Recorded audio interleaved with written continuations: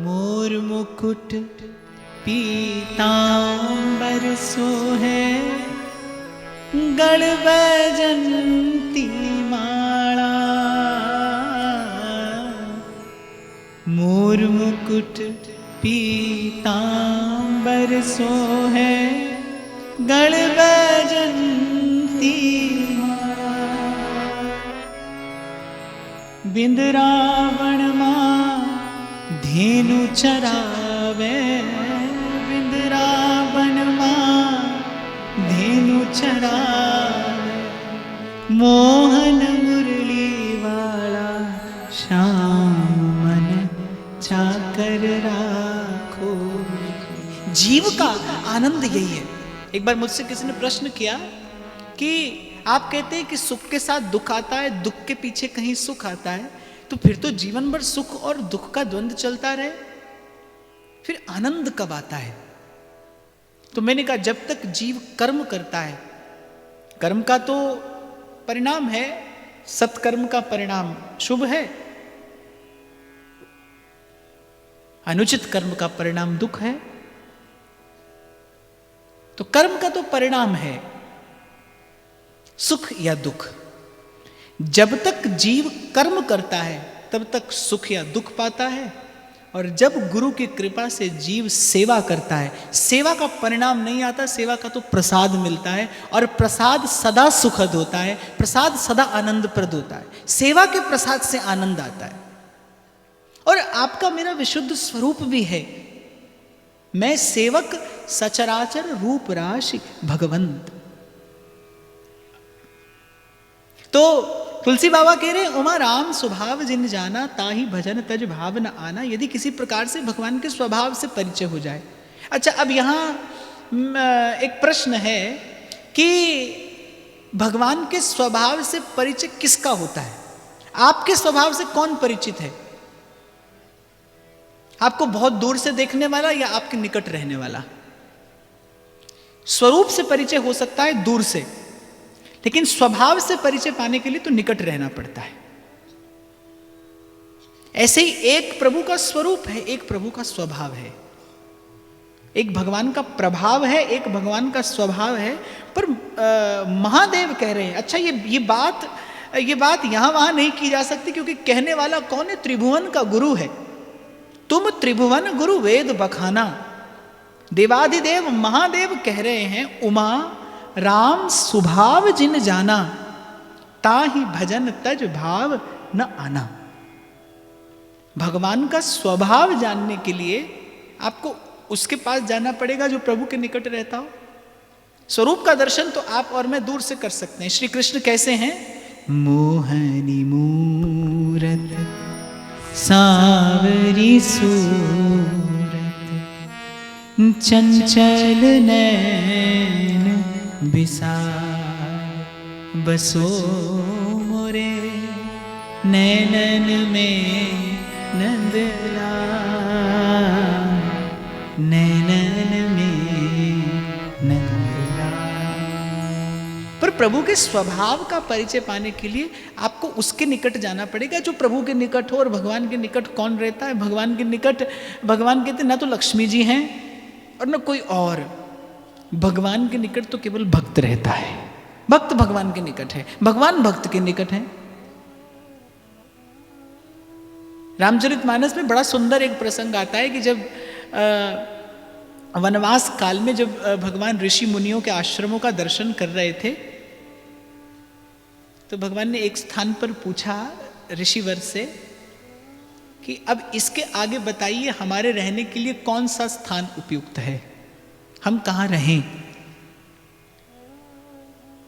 तो महर्षि कहते हैं पहले तो ये बताइए आप कहां नहीं रहते, तब तो मैं आपको रहने का स्थान बताऊं। आप कहां नहीं रहते? पर भगवान की लीला है। भगवान पूछ रहे, रघुनाथ जी ने पूछा बताइए महामुने, आप इस वन क्षेत्र से परिचित हैं, आप बताइए अब इसके बाद हम कहां रहें। तो बड़ा सुंदर उत्तर महामुनि देते हैं, स्वामी सखा पितु मात गुरु जिनके तुम सब तात, तिनके मन मंदिर बसो, सिया सहित दूरा, जाहि न चाहि कबहु कछु, तुम संग सहज स्नेह, बसहु निरंतर ताके उर, सोराउर निज गे। हे प्रभु, जाहि न चाहि कबहु कछु, आपके रहने के लिए सबसे सुंदर स्थान बताता हूं मैं आपको, कहाँ रहना चाहिए आपको, आपके रहने के लिए उपयुक्त स्थान कौन सा है। जाहि न चाहि कबहु कछु, जिसको आपसे कभी कुछ नहीं चाहिए, जो स्वप्न में भी आपसे कुछ नहीं चाहता, बस तुम संग सहज स्नेह, जिसका एक सहज प्रेम का बंधन आपसे बंधा है, जिसने प्रीत की एक डोर आपसे बांध रखी है, तुम संग सहज स्नेह, तिनके मन मंदिर बसो, सोराउर निज गे। हे प्रभु, आप ऐसे भक्त के हृदय में रहिए, वही आपके रहने के लिए सबसे सुंदर स्थान है। और भगवान ने तो कहा, नाहम वसामि वैकुंठे योगिनाम हृदय न चा, मद भक्ता यत्र गायन्ति तत्र तिष्ठामि नारद। मंदिर में तो खबर नहीं रहता हूं कि नहीं, भगवान ने कहा नाहम वसामि वैकुंठे। मुझसे किसी ने पूछा, आज एक बालक का प्रश्न है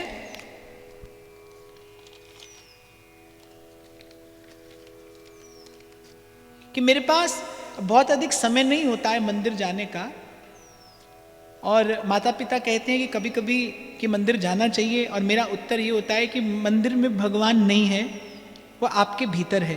देखो, यहाँ पर एक बड़ा संतुलन साधना पड़ता है, यही सबसे बड़ी दुविधा है आध्यात्म के क्षेत्र में। जो सब जगह देखने वाला है वो कहता है मंदिर में नहीं है। अरे जब सब जगह है तो फिर मंदिर में भी होगा, फिर मंदिर में कैसे नहीं है? और जो मंदिर में जाता है उसे सर्वत्र अनुभव नहीं होता। अपने इष्ट को अपने मन मंदिर में देखकर उसका सर्वत्र अनुभव करना, यही भगवान की भक्ति है। जो सब जगह है, जो सर्वत्र है, वो मंदिर में क्यों नहीं होगा? जो लोग मूर्ति पूजा का विरोध करते हैं वो कहते हैं अरे भगवान तो सर्वत्र है। अरे सर्वत्र है तो फिर मूर्ति में क्यों नहीं है?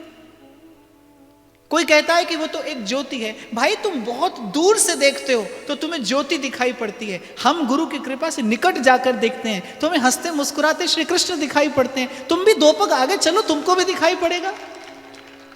आप हमारे आचार्यों की कृपा से दर्शन करिए, हमारे आचार्य दिखाते हैं। छीन ले हंस के सबका ये मन, सखीरी मेरो राधा रमन। रसखान कहते हैं शेष महेश दिनेश गणेश, दिन रैन रटे पे ध्यान न पावे, और ताही अहीर की छोहरियां छछिया वर छाछ पे नाच न चावे। भगवान का स्वरूप कैसा है? अतिशय सुंदर। और स्वभाव कैसा है? अतिशय मृदु, अतिशय दयालु। गई मारन पूतना कुछ काल कूट लगाए, मातु की गति नहीं ताही कृपाल जादव राय। ऐसी कवन प्रभु की रीत, बिरध हेतु पुनीत परिहर, पामरन पर प्रीत। ऐसी कवन प्रभु की रीत। मैं तो कहता हूं किसी भी प्रकार से भगवान से संबंध बनाइए और प्रभु से कहिए प्रभु जो आपको रुचे वो संबंध मुझे दीजिए, वो भाव मुझे दीजिए। तुलसी बाबा कहते हैं तो ही मोही नाते अनेक, मानिए जो भाव, जो त्यों तुलसी कृपालु, चरण शरण पावे। तो ही मोहे नाते अनेक। हे प्रभु आपके मुझसे अनेक संबंध हैं, जो आपको रुचे वो आप स्वीकार कर लीजिए। तो मंदिर में भी है और सर्वत्र भी है। और बात रही ये कि समय नहीं है मंदिर जाने का, वो बात दूसरी है। वो आपकी निजी दुविधा है। पर जो मंदिर में है वही सर्वत्र है, और जो सर्वत्र है वही मंदिर में भी है। वही मंदिर में भी है और वही सर्वत्र भी है। यही भक्त की पूर्ण मनोदशा हो कि जिसका मंदिर में दर्शन करे उसी का सर्वत्र अनुभव करे। केवल मंदिर में देखने से भी कार्य नहीं सधेगा और मंदिर को पूर्ण रूपेण नकार देना यह भी समाधान नहीं है, यह भी समाधान नहीं है। और वैसे भी मुझे ऐसे लगता है कि कहीं ना कहीं से तो आरंभ करता ही है ना व्यक्ति अपने जीवन में, कहीं ना कहीं से तो आरंभ करता है। हमारे यहां मंदिर से आरंभ कराया जाता है, मंदिर से आप और मैं आरंभ करते हैं, यहां से आपकी मेरी यात्रा का आरंभ होता है। मंदिर आरंभ करने के लिए है और फिर जो जिसे मंदिर में देखा उसे कण कण में देखने का प्रयास किया जाता है, उसे मन मन में देखने का प्रयास किया जाता है। पर यहां मैं एक बार फिर आपको पूर्व की बात निवेदन कर दूं, जो भी हो आपका इष्ट एक हो, कोई एक, उसी का नाम स्मरण हो, उसी के रूप का दर्शन हो, उसी की लीला का चिंतन हो और उसी के अनुकूल अनुरूप आपका संग हो, तब जाकर आपकी भावना सिद्ध होती है। अब आजकल तो देखो, क्षमा करना, आजकल तो हम लोग मंदिर भी ऐसे बनाने लगे जो मंदिर की परंपरा के ही अनुकूल नहीं है। मंदिर का शास्त्रीय सिद्धांत यह है कि मंदिर के गर्भगृह में कोई एक देवता होता है। आज भी आप प्राचीन मंदिरों का यदि दर्शन करेंगे तो आपको मंदिर के बाहर दीवारों पर हो सकता है भिन्न भिन्न देवी देवताओं के चित्र मिलें, प्रतिमाएं मिलें, लेकिन जैसे जैसे आप गर्भ मंदिर के निकट जाएंगे वैसे वैसे आप देखेंगे कि गर्भगृह में केवल एक देवता रह जाता है। ठीक ऐसे ही आपके मेरे मन मंदिर में भी बहुत अधिक स्थान नहीं, यहां केवल भगवान रह सकते हैं। इस गर्भगृह में भी केवल एक देवता प्रतिष्ठित हो सकता है। उपासना तभी सिद्ध होती है, जो मंदिर में देखा उसी का कण कण में अनुभव, उसी का मन मन में अनुभव तभी होता है जब आपका इष्ट कोई एक होता है। और यहीं पर आकर आप में चूक जाते हैं। मैं आपसे पूछूंगा, आप सब लोग हाथ खड़ा कर देंगे कि कितने लोगों के घर में पूजा स्थान ऐसा है जहां अनेक देवी देवताओं के चित्र विराजमान होंगे, विग्रह विराजमान होंगे? है ना? ऐसा ही तो है ना, ऐसा ही तो है। इससे होता क्या है? मंदिर होता है मन को समेटने के लिए, और इससे तो मुझे लगता है मन और बिखर जाता है। अभी कुछ दिन पहले कहाँ की बात है, कहाँ एक मंदिर में 3 जगह हनुमान जी की प्रतिमा थी, 3 जगह। तो मैंने कहा, मैं जब गया तो मैंने कहा बताओ इनमें सीनियर कौन सा है, उसी को पहले प्रणाम करूं फिर दूसरे के पास बाद में जाऊं। ये केवल मनुष्य का भ्रम है, इसके अतिरिक्त और कुछ नहीं। आप केवल कहते हो कि सब एक है, यदि सब एक है तो फिर दूसरे की आवश्यकता क्या है? मेरे तुलसी बाबा जान गए और पहचान गए कि सब एक है। सिय राम मैं सब जग जानी, करहूं प्रणाम जोरी जुग पानी। वो जान गए पहचान गए, इसीलिए श्रीनाथ जी के सन्मुख जाकर भी हट करते हैं। तुलसी मस्तक तब नवे, धनुष बाण लो हाथ। श्रीनाथ जी को कहते हैं, हे प्रभु आपने वंशी हाथ में धारण किए, मयूर का मुकुट आपके सिर पर शोभायमान है, बहुत अच्छा है, पर तुलसी मस्तक तब नवे, जब धनुष बाण लो हाथ। क्योंकि तुलसी जानते हैं कि जिससे कह रहा हूं ये वही है, इसीलिए धनुष बाण हाथ में लेने की हट तुलसी ने की। यदि तुलसी बाबा को यह लगता कि किंचित कोई दूसरा है तो क्यों ऐसी हट करते? तो आप और मैं केवल कहते हैं सब एक है। और दूसरी बात, धर्म आपको भयभीत करने के लिए नहीं होता, धर्म आपको दुर्बल बनाने के लिए नहीं है। कितने लोग तो केवल भय के लिए पूजा करते हैं। क्षमा करना, ये मनोदशा है मनुष्य की। कितने लोग केवल भय के मारे भगवान की पूजा करते हैं और फिर कहते भी हैं छाती चौड़ी करके, हम भगवान के अतिरिक्त किसी से नहीं डरते। अरे भगवान डराने धमकाने के लिए नहीं है, प्रभु तो प्रेम करने के लिए है। भगवान आपको क्यों भयभीत करने लगे? और भगवान इतने दुर्बल, इतने असहाय और सरल शब्दों में कहूं तो इतने छोटे मन के नहीं है जो आपकी छोटी सी चूक पे आपसे क्रुद्ध हो जाए। यदि भयभीत होना हो ना तो पाप कर्म से भयभीत होना, वो है जो आपको प्रभु से दूर लेकर जाता है। भय खाना तो फिर ऐसे कर्म से भयभीत होना जो आपको नहीं करना चाहिए। पाप से भय हो, भगवान से भयभीत होने की कोई आवश्यकता नहीं। भगवान तो सदा सदा के आपके अपने हैं, उनके भीतर बाहर तो आपको देने के लिए प्रेम के अतिरिक्त कुछ और नहीं, कुछ भी और नहीं। जैसा जल हो कूप में वैसा बाहर आए, कुएं में जल मीठा हो तो पापात्मा खींचे तो भी मीठा आएगा, महात्मा खींचे तो भी मीठा आएगा। ऐसे भगवान का स्वरूप कैसा है? सत्य चित्त आनंद नक्षिक सुंदर श्री कृष्ण। दो ही विधियां है भगवान को भजने की, एक भगवान का स्वरूप है, एक भगवान का स्वभाव है। स्वभाव भक्त बताएगा, उसमें हम थोड़ी देर बाद आगे चलेंगे। पहले चलो अब स्वरूप की चर्चा कर लेते हैं। स्वरूप कैसा है भगवान का? नक्षिक सुंदर, प्रेम से ही गठित हुआ है भगवान का एक एक अंग। श्री कृष्ण के चरण पांव जैसे लगते हैं पर पांव है नहीं। जैसे मिश्री की डली है, वो कहीं से भी चख लो, उसमें ऊपर नीचे दाएं बाएं कोई भेद नहीं होता, कहीं से भी चखो मीठी है। ऐसे भगवान के श्री चरणों का ध्यान करो तो भी सच्चिदानंद है, उनके मुख का ध्यान करो तो भी सच्चिदानंद है। भगवान की चर्चा, भगवान की छाया, भगवान से संबंधित जो भी वार्ता है वो सब सच्चित आनंद ही देने वाली, ये भगवान का स्वरूप है। तो धर्म से भयभीत ना होइए, पहले धर्म को समझिए, धर्म है क्या। आज तो आप पीपल को डोरा बांधते हो, ये भी धर्म हुआ, ये भी भक्ति हुई। शनिदेव पे लाकर तेल चढ़ाया तो आपको लगा ये भी भगवान की भक्ति हुई।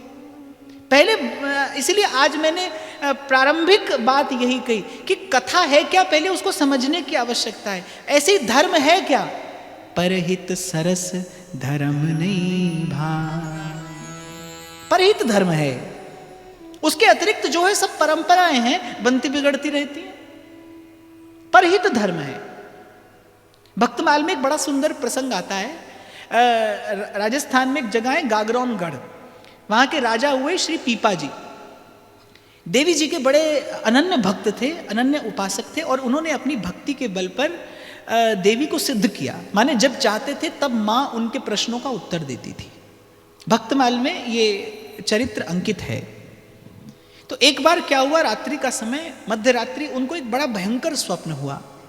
राजा पीपा को बड़ा भयंकर स्वप्न हुआ, और अगले दिन जब उठे तो उस स्वप्न के प्रभाव से सुबह भी, प्रातः काल भी उनका मन बड़ा विक्षिप्त था, बड़ा भयभीत था। कभी कभी ऐसा स्वप्न आता है, उसका परिणाम कुछ दिन तक रहता है।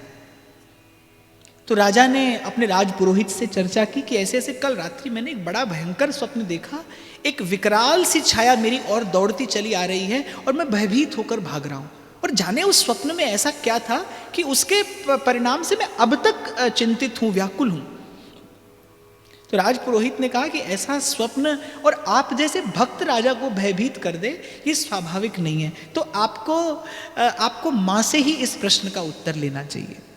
राजा अपनी नित्य की पूजा में बैठे, देवी का आह्वान किया और जगत जननी से प्रार्थना की कि मां, इस प्रकार रात्रि के स्वप्न से बहुत चिंतित और व्याकुल हूं, मुझे इस भय से मुक्त करने की कृपा करें। तो देवी क्या उत्तर देती हैं राजा को कि राजा, धर्म अर्थ काम संसार के सुख ये तो मैं तुम्हें प्रदान कर सकती हूं, लेकिन काल के भय से जीव को मुक्त करने की सामर्थ्य मेरी नहीं है, वो तो केवल भगवान कर सकते हैं। राजा समझा नहीं।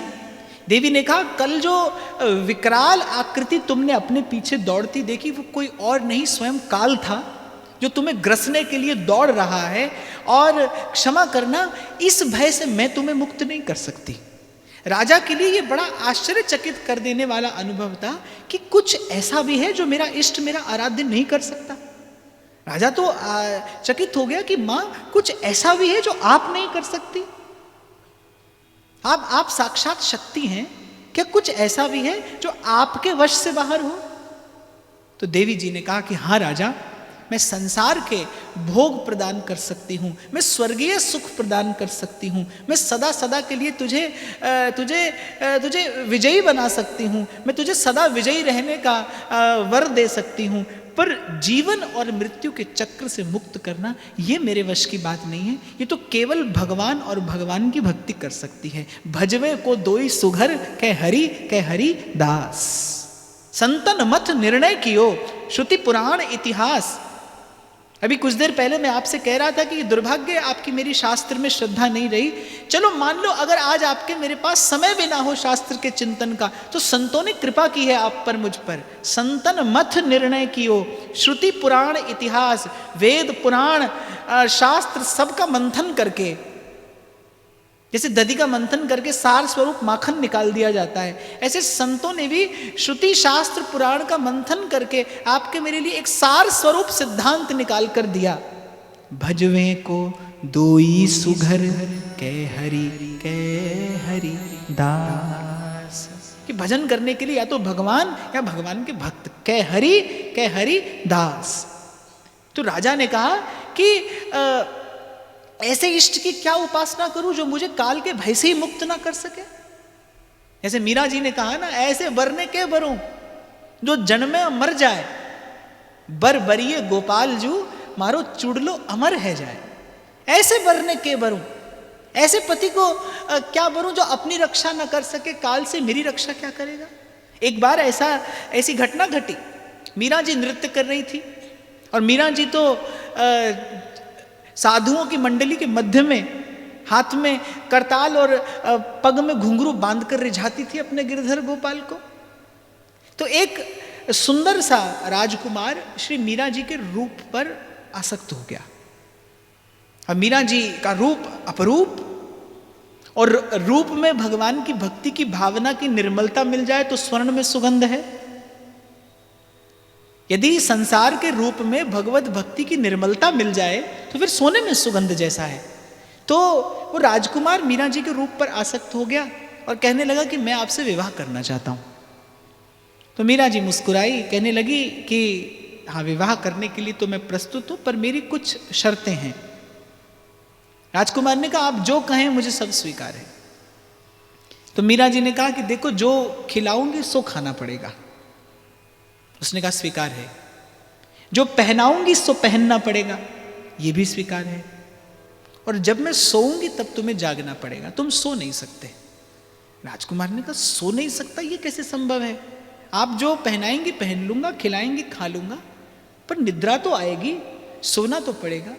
तो मीरा ने कहा कि तुमसे पहले जो मेरा पति है ना, वो तो ऐसा ही है, जो पहनाती हूं सो पहन लेता है, जो खिलाती हूं सो खा लेता है, और जब मीरा सो जाती है तब भी 8 पहर जाग कर उसकी रक्षा करता है। पहला पति ऐसा है, उसके जैसा गुण तुझ में हो तो मैं तुझे वरने के लिए तैयार हूं। ऐसे वरने के वरूं जो जन्मे मर जाए, बरबरिए गोपाल जू मारो चुड़लो अमर है जान। देखो, आप शरण में जाओ, लेकिन अगर आपका शरणागत आपकी रक्षा करने में समर्थ ही ना हो तो आपकी शरणागति व्यर्थ है, आपकी शरणागति व्यर्थ है। जब जयंत पर भगवान ने ब्रह्मास्त्र का संधान किया तो तीनों लोकों में जयंत डोल रहा है। श्री रघुनाथ जी ने एक तिनके पर ब्रह्मास्त्र का संधान किया, तीनों लोकों में जयंत गया, पर किसी ने उसे शरण नहीं दी। बोले भगवान के प्रभु के क्रोध से बचाने की सामर्थ्य किसमें है, किसी ने शरण नहीं दी। तो भजन भी तो उसका हो ना जो समय आए तो आपकी रक्षा कर सके। भजन किया जाए तो फिर उसका किया जाए जो मेटत कठिन कुअंक भाल के, जो माथे पर लिखा लेख पलट सके, और ऐसा केवल एक ही है। प्रबल प्रेम के पाले पड़कर प्रभु को नियम बदलते देखा, अपना मान टले टल जाए, भक्त का मान ना टलते देखा, प्रबल प्रेम। जब महाभारत का युद्ध समाप्त हुआ, जब युद्ध समाप्त हो गया, पांडव विजयी हो गए, अंतिम निंदा संध्या का समय रहा होगा, सूर्यास्त हुआ। श्री कृष्ण ने अर्जुन से कहा कि अब तुम रथ से उतर जाओ पार्थ। नित्य का यह क्रम था, युद्ध समाप्त हो जाता था, अर्जुन रथ से उतरता था, भगवान रथ के घोड़े खोलते थे। क्या क्या नहीं किया भगवान ने भक्तों के लिए। अभी कुछ दिन पहले की बात है, कहीं पर इसी विषय पर चर्चा हो रही थी कि भगवान से कैसा संबंध बनाया जाए। तो मैंने कहा कि जो संबंध बनाए भगवान उसी को स्वीकार करते हैं। तो एक मंद बुद्धि व्यक्ति ने मुझसे पूछा कि आप कहते हैं कि भगवान से सब संबंध बनाए जा सकते हैं, तो भगवान को अपना सेवक भी बनाया जा सकता है? मैंने कहा बनाया जा सकता है। मैंने कहा तुम्हारे घर में सेवक है? बोले हाँ है। मैंने कहा तनख्वाह का है कि बिना तनख्वाह का? बोले महाराज तनख्वाह से भी टिक जाए तो बड़ी बात है, बिना तनख्वाह के तो मिलेगा कहाँ से? तो मैंने कहा सेठ जी ये तो जानते होगे कि सेवक को तनख्वाह देनी पड़ती है। बोले हाँ महाराज। तो मैंने कहा तीनों लोगों के स्वामी को सेवक बनाना चाहते हो, उसकी योग्यता के अनुरूप तनख्वाह दे सको तो बनाओ, वो तो बनने को तैयार है और भक्तों का सेवक बनता आया है। प्रेम के बस अर्जुन रथ हाँ क्यों भूल गए ठकुराई, हरे कृष्णा भूल गए ठकुराई। राजसुयज्ञ युधिष्ठिर कीन्हा, तामे झूठ उठाई, हरे कृष्णा तामे झूठ उठाई, तामे झूठ उठाई। हरे रामा राम राम हरे हरे।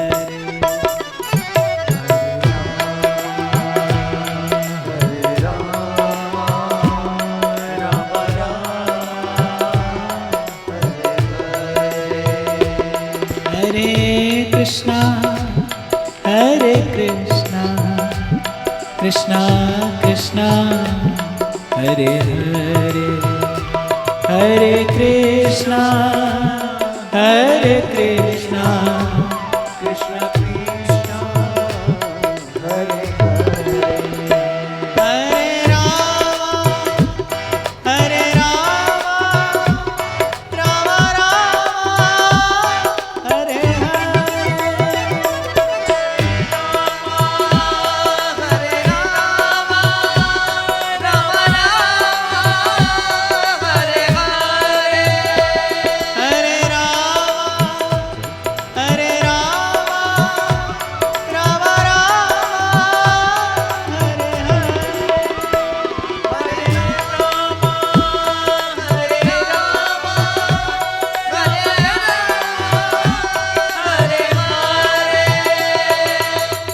भगवान तो सदा से सेवा करते ही आए हैं, कौन बड़ी बात है।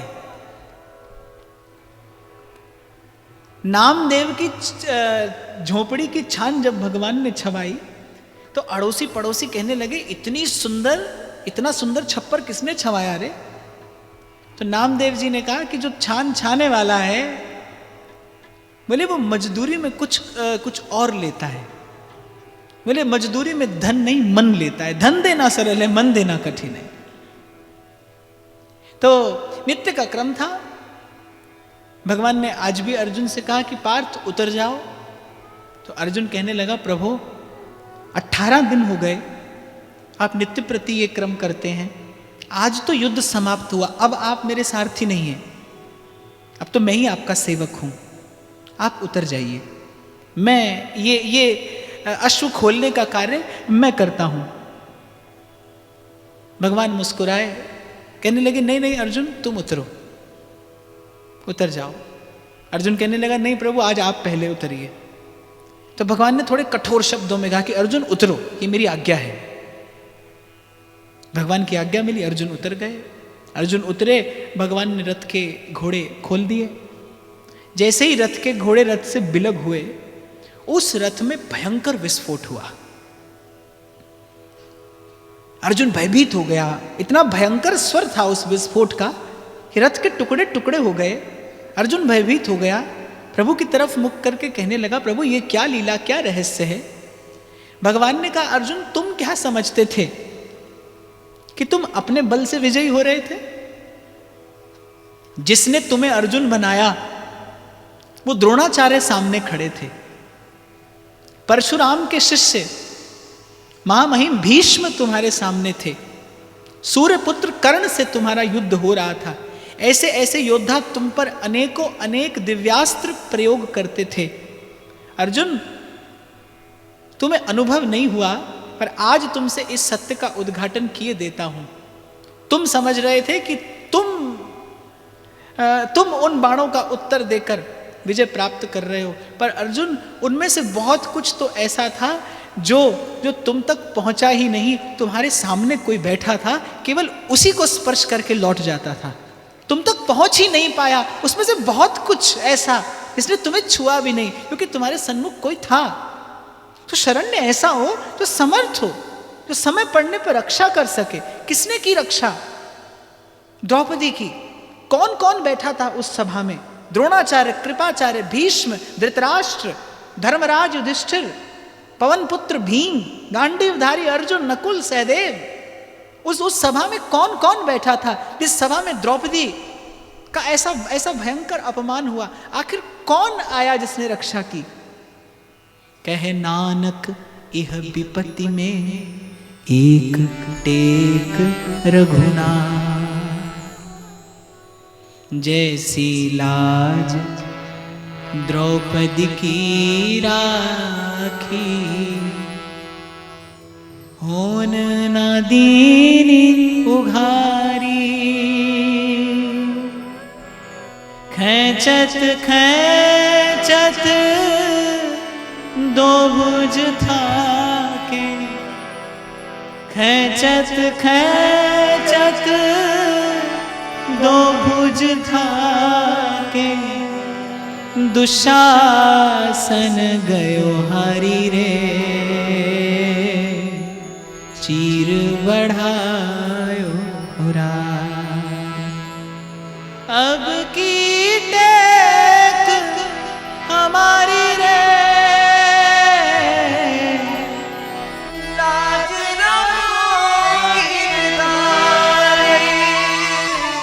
तो शरण्य ऐसा हो जो आपकी रक्षा कर सके, जो विधि के विधान को पलट सके, जिसमें भाग्य की गति मोड़ देने की सामर्थ्य हो। जब शरण लेनी हो तो फिर ऐसे समर्थ शरण्य की लेनी चाहिए। और बुद्धिमानी यही है भाई, ये जन्म ये जीवन पाकर बुद्धिमत्ता यही है कि किसी प्रकार से प्रभु के ही चरणों का, भगवान के ही चरणों का आश्रय ग्रहण किया जाए। तो राजा ने कहा ऐसे इष्ट की क्या आराधना करूं जो मुझे काल के भय से मुक्त ना कर सके? तो राजा ने कहा कि मां आप कहती हैं कि मैं इस भय से तुझे मुक्त नहीं कर सकती, इस भय से मुक्त होने का मार्ग तो मुझे बता सकती हैं।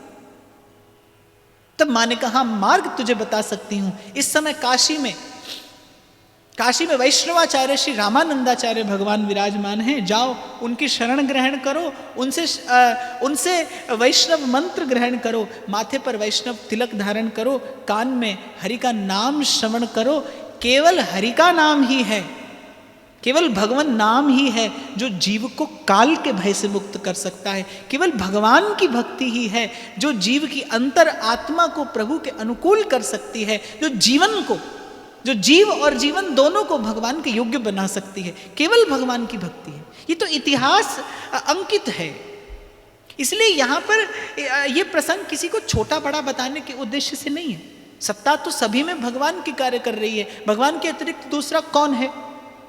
पर आपका मेरा कल्याण, जो आवागमन के द्वंद्व से मुक्ति है, वो भगवान की भक्ति के अतिरिक्त किसी अन्य साधन से संभव नहीं, कोई और युक्ति नहीं। मैं तो कई बार गुनगुना भी देता हूं, मैं कहता डंके की चोट पर ध्यान से सुनियो लाला, अपना हरि है हजार हाथ वाला, वो दीन दयाला हरि है हजार हाथ वाला। क्या कहना समर्थ साईं का, क्या कहना समर्थ साईं का, क्या से क्या कर डाला, अपना हरि है हजार हाथ वाला, वो दीन दयाला हरि है हजार हाथ वाला। तो जो आपको भय से मुक्त कर दे वही भक्ति है, जो आपको भय से मुक्त करे, मृत्यु का भय मुक्त कर दे, जो इसको जीते जी जीवन रहते जो आपको मृत्यु के भय से मुक्त करे। मीरा के हाथ में आया विष का प्याला और डंके की चोट पर मीराबाई सा कहती हैं, राणा जी रूठे मारो काई कर लेसी मैं तो हरी गुण गास्यारी माई। राजा जी रूठे वारो देश रखासी हरी रूठा कठ जास्यारी। राम नाम रो झाज चिलास्या भवसागर तिर जास्यारी माई। मीरा दासी सांवल गिरिधर री